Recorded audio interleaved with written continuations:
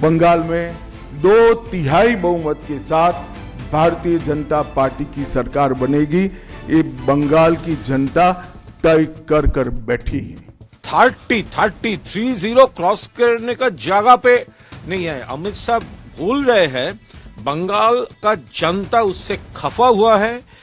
मैं आपको 2014 से 2024 तक के चुनाव के यात्रा के परिणामों को बताना चाहता हूं। 2014 के लोकसभा चुनाव में हमें 17% वोट मिले थे और 2 सीटें मिली। मेरी बात जरा सभी पत्रकार बंधु ध्यान से सुने। 2014 के चुनाव में हमें 17% वोट और 2 सीट मिले थे। 2016 के विधानसभा चुनाव में हमें 10% वोट मिले और विधानसभा की केवल 3 सीटें मिली थी।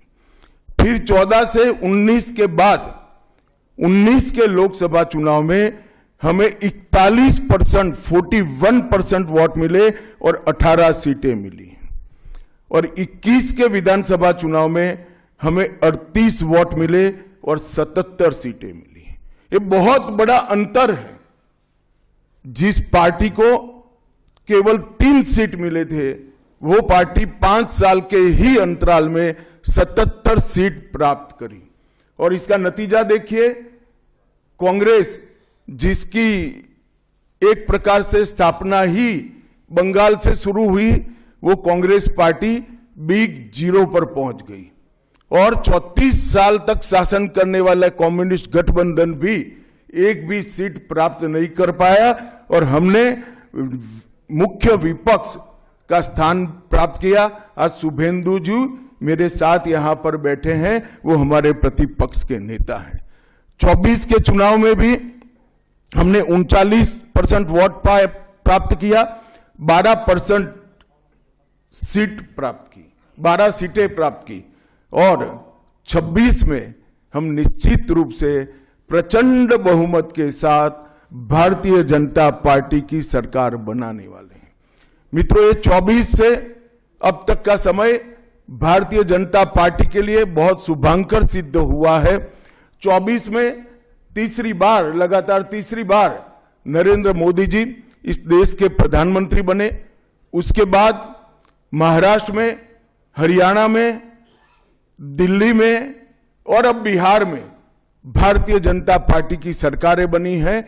24 के चुनाव में उड़ीसा और आंध्र प्रदेश में भी पूर्ण बहुमत की भाजपा की और एनडीए की सरकार बनी है। मुझे पूरा भरोसा है कि 2026 में बंगाल में 2/3 बहुमत के साथ भारतीय जनता पार्टी की सरकार बनेगी। ये बंगाल की जनता तय कर बैठी है। देखिए, ये भाजपा, अमित शाह जी ये फ्लॉप एस्ट्रोलॉजर है। तो देखिए 21 में बोला था आप की बार 200 पार, वो तो 77 में ही लॉक हो गया था। फिर 24 में लोकसभा इलेक्शन के पहले बताया अब ज्यादा सीटें होंगे, कम गया, वो रिड्यूस्ड होकर 12 में चला गया। तो अमित शाह मुंह में कहते हैं वो तो फ्लॉप एस्ट्रोलॉजर है और प्रैक्टिकली होता है पूरा ऑपोजिट। तो वो इस बार वो अभी 30 क्रॉस करने का ये जगह पे भाजपा नहीं है। 30 क्रॉस करने का जगह पे नहीं है। अमित शाह भूल रहे हैं बंगाल का जनता उससे खफा हुआ है। एक तो डिप्राइव किया है बंगाल को, बंगाल का हक का रुपया नहीं दिया, मनरेगा का नहीं दिया, आवास का नहीं दिया, करीब 2 करोड़ रुपया नहीं दिया। बांग्ला लैंग्वेज को इंसल्ट किया भाजपा वालों ने। बंगाली स्पीकिंग को वो बांग्लादेशी बोल के दूसरे स्टेट में वो हैरास कर रहा है, लिंचिंग कर रहा है, बांग्लादेश भेज रहा है। बांग्ला का जो हिस्ट्री, बांग्ला का जो कल्चर, बांग्ला का जो मनीषी है, तो उनको वो इंसल्ट कर रहा है। इसका पूरा जवाब देने के लिए बंगाल तो पहले से ही तैयार थे। अब उससे ये एसआईआर नाम करके जिससे वो जैसे वो हैरास कर रहा है बुजुर्गों को, जो इल है वो मरीज है उसको, जो काम पे बाहर में है उसको, पूरा जनता को, सिटीजन्स को, लीगल सिटीजन्स को वो जिस तरह हैरस कर रहा है, अभी भाजपा 30 के ज्यादा होने का पोजीशन में नहीं है।